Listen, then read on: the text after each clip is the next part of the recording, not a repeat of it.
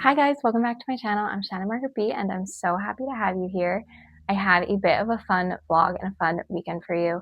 This weekend I have a wedding and a soup off and I'm seeing a friend this weekend and we are giving authors a second chance. These are authors that I've read one book that I really did not like and I don't really know if I want to read them again, so I'm going to give them a shot. So the first author is Matt Haig. I read The Midnight Library. I thought it was an interesting concept. A person goes through this midnight library and gets to see all these different versions of how his life would play out and all these different aspects of his life. So it was interesting. For some reason, it just really did not grip me. And I felt like kind of bored reading through it. And I like fantastical magical books, but this just like didn't really do it for me. So I'm really interested to see if The Life Impossible does this for me. This follows a teacher whose friend leaves her a house in Ibiza, and this teacher is 72 and she's kind of feeling like she has nothing left to do in life and she doesn't really know what to do with herself. So when this house comes around, she goes to like find herself in Ibiza and also see what the heck happened to her friend because she feels like it's kind of fishy.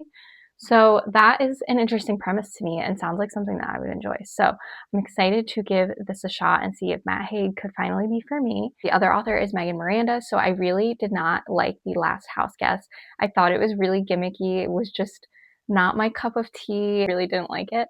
But I'm going to give All the Missing Girls a shot. And this is about two girls that go missing like 10 years apart and one of their friends tries to like figure out what happened. And this book is also told backwards, which is interesting. However, with Megan Miranda, I did really enjoy The Only Survivors. I loved that one. I read it in one sitting. So I'm just trying to figure out like, is Megan Miranda actually for me or not? But I'm going to get to work today. It is Friday morning and I'm ready for the weekend.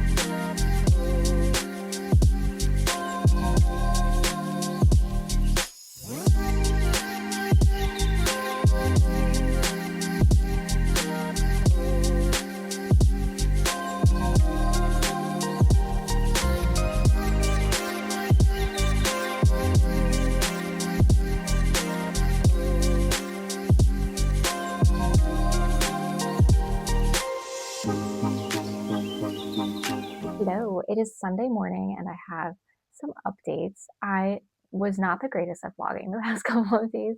I just had a busy weekend. I saw a friend on Friday, which was really nice, for dinner. And then last night we went to New York for a wedding, which was really fun. And my whole family was there. So it was really nice to see everybody. And I did get some reading in though before we went to the wedding yesterday. And today I'm slated for a lot of cleaning. I'm trying to banish the Sunday scaries. We have a soup off to go to tonight, which if you've seen any of the clips of me cooking, you'll know that I love to make soup. So it should be pretty fun. We're making a sausage tortellini soup. So I will be doing that as well today. But to give you some updates on the books, I'm on chapter Lucky Guess, page 119 of The Life Impossible by Matt Haig. And I'm really enjoying this way more than I enjoyed The Midnight Library. So you're following a teacher, her name is Grace, and she's 72 years old, she's a math teacher, and she's just kind of upset with like the remainder of her life. Her husband passed away, she lost her son when he was young, and she's just kind of like, I feel like my life is over. I don't really know where I'm going next or what's going to happen to me. And then one day, a friend that she had a while ago passes and she finds out her friend left a house in Ibiza to her. So her friend had like gone to Ibiza to like also find herself. and she left the house to the teacher, Grace, and was like, I hope you can go find yourself. And there's a lot of elements of like psychicness. There's definitely like a lot of magical elements in this book. When the teacher goes to Ibiza, we're following her journey of trying to also figure out what happened to her friend, because she doesn't understand how her friend knew that she was going to pass and how she knew to leave the house to Grace. So it's kind of confusing, but it's very lyrical and it's very beautiful. It has some like really nice lessons about life. There's literally something I was highlighting like on every page in the beginning of the book because I enjoyed it so much. But one of the things I highlighted that I really loved is, but sometimes what looks like magic is simply a part of life we don't understand yet. And I just like think that that's really cute. I'm about halfway through, but yes, definitely liking this one way more. I'm about halfway through All the Missing Girls by Megan Miranda. I think I'm on day 9. So the way this book works is we're following Nicolette, and when Nicolette was younger, her friend went missing one night at a carnival, and they're in like this friend group of her brother, her boyfriend at the time. She has 2 friends. She has a friend, Corinne, who goes missing. So I love those books where it's like the friend group has hidden secrets and you're trying to learn what the friend group already knows. I love books like that. So long ago, her friend Corinne goes missing. Nicolette has to go home to sell her father's home, who's not doing well. He has like dementia and he's in a home. But his father is like, I've seen the girl, like, you need to come home. But like, he keeps fading in and out, and no one really knows like if he's telling the truth or not, or if he's just making things up. And then when Nicolette is home, a young woman also goes missing. So it kind of feels like everything is happening again. And even though the first girl went missing so long ago, Nicolette's like, it feels like it was yesterday and everything is happening all over again the same way. However, this book is written really differently. So the beginning of the book is day 15. So this book follows 15 days and you go backwards. So like the next chapter will be day 14, day 13. And so if you've watched any of my vlogs, you know I have a hard time with time jumping books, but I'm really enjoying the way that this one is done. It's done very clear. It's done where like the day, like if you read something in day 15 and then you read something in day 14, it's fun because it like unlocks how you understood day 15. And I think it's like just such an interesting way to do that. I would say like days like 12 to 9 felt a little slow, but now I feel like they're like picking back up again. I think there's still a lot of thrilling aspects and definitely going to be some form of twist thrown in here, so I'm really excited about that. And then you will have seen I finished another coaster yesterday. So I've done 5 coasters now, and then I have 1 left. I'll probably do this one sometime today when I'm all done like cleaning and can like relax for the day. One of my like New Year's resolutions was to make sure that I cleaned at least every other weekend. So I'm going to be cleaning for quite some time. Maybe I'll give you some cleaning motivation, but I will update you when I get farther into these books and let you know how they are going.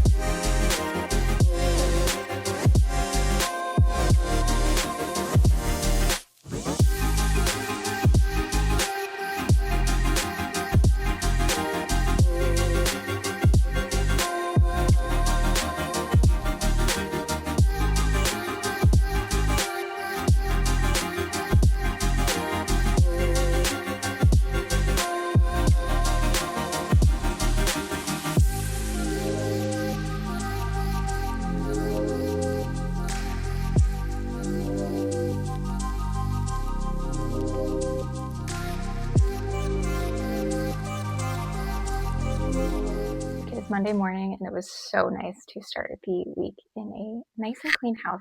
I finished All the Missing Girls by Megan Miranda, and I unfortunately am giving this like a 2.5 out of 5. The beginning and the ending were so good, and I think the architecture of this book is really interesting, how it goes from the end of the book to the front of the book pretty much. Like you could read it backwards and actually still think that it's interesting. But I thought it was really easy to follow the going backwards piece, which I really enjoyed that. Nicolette goes home after years to try to find Corinne. However, Annalise then also goes missing while she's there for like 1 to 2 weeks. Like, there were just some parts that were really silly. Like, she hadn't been back in like 10 years, and then she's back for 2 weeks and someone else goes missing. So it was just kind of silly. I still enjoyed like the friend group drama of like trying to find the secret within the friend group. I thought was really fun and juicy and secretive. I don't know. I really liked the beginning, and I thought the ending was interesting, and I was like wanting to read what happened, but I ultimately felt kind of disappointed. And I think that there was one large spoiler that they give you too soon that kind of carries you through the book, and you kind of already know what happened, unfortunately. I have one more book of hers, I think The Girl from Widow Hills. So if you read that book, let me know. That's also about a girl who goes missing. So I don't know if her books are just like not for me, possibly, but let me know if you read any other Megan Miranda's that I might like, because I'm willing to try her again, but I feel like I need like a good recommendation to try her again and which one to try next. So I think if you liked Wrong Place, Wrong Time by Jillian McAllister, you would really like this book just because of the architecture of the book. You see how like well thought out and like how much effort was put into this book, so that I enjoyed. You're following 15 days, and I would say like days 8 through 11, maybe 7 to 12 were like not that interesting, and I felt like it was just like filler. But I also, to note, had the art copy, so I don't know if anything changed by the final translation. However, like when I followed with audiobook, it was the same. So I'm not really sure if she did end up changing anything with the final copy, but that would be interesting to know. Also, a crafting update. I finished these 2 coasters. This one came out so cute. Yeah, the coasters are all complete. So I'm going to get to start a new diamond art probably in the next vlog that you see. So I'm really excited about that. And I also have to work on my blankets so badly. And the soup off was fun. We won, although a lot of couples dropped out because of the snow, which I totally get because it just keeps snowing here. It was so much fun, and we played some board games and just had a nice like relaxing Sunday night. So it was a really good start to the week. But I am in the midst of The Life Impossible, and I'm really enjoying it right now. I am listening to a majority of it on like audiobook, just because I really like the narrator's voice, and I just like the story being told from the teacher's perspective. So I am really enjoying the audiobook. So I'll probably just update you when I finish that, probably tonight.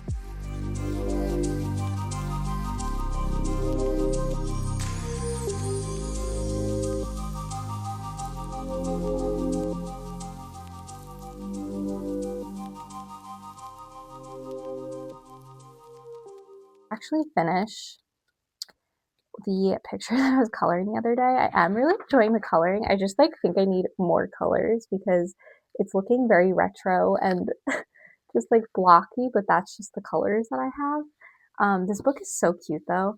And I also realized after I started that they have like a color testing page in the front. So I was doing some of that of like coloring them in and playing with my markers and color combos, which you're probably supposed to do before you even start, but I didn't think of that. Life Impossible by Matt Haig. I feel like I ended up feeling very similarly to the way that I felt about Midnight Library. I will say I loved the main character in this book, Grace Winters, our math teacher, figuring out her life in Ibiza. I loved the descriptions of Ibiza and learning about the ecology of Ibiza and like the protection of it. And Matt Haig has a little excerpt about the protection of the land in Ibiza at the end of the book.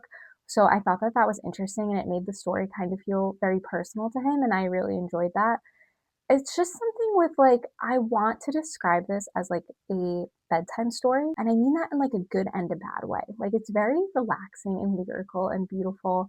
It's funny at points. There's a lot of meditations on just life in general and getting older. And I thought that those were all super interesting, and I really enjoyed that aspect of the book.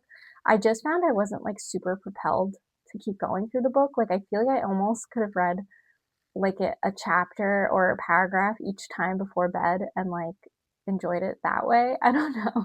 Like, I almost feel like this taught me life lessons that like it felt like a nonfiction book at points, which is kind of interesting. But there is a lot of fun, fantastical things that go on in this book. Synopsis is very, very vague, and I want to keep the synopsis vague. If you are going to read this, I would recommend this. Especially if you did enjoy the Midnight Library, I think you would enjoy The Life Impossible. Something's like in a disconnect between me and Matt Haig and his writing, but he has written a ton of books. So if there's one that you read that you think I would enjoy, please let me know. This is the only other one I had on my TBR.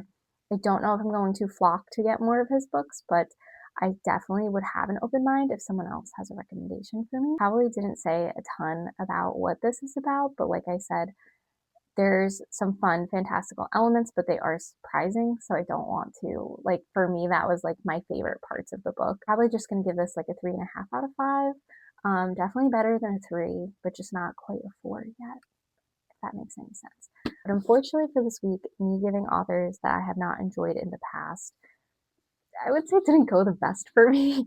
I think I'm glad that I read these and I got them off my TBR. I think there was a reason why I was putting them off. Yes, I'm not converted to either author just yet. Hopefully we're back to some 4 and 5 stars in the next vlog. But thank you so much for watching, and I'll see you very soon in another video. Bye!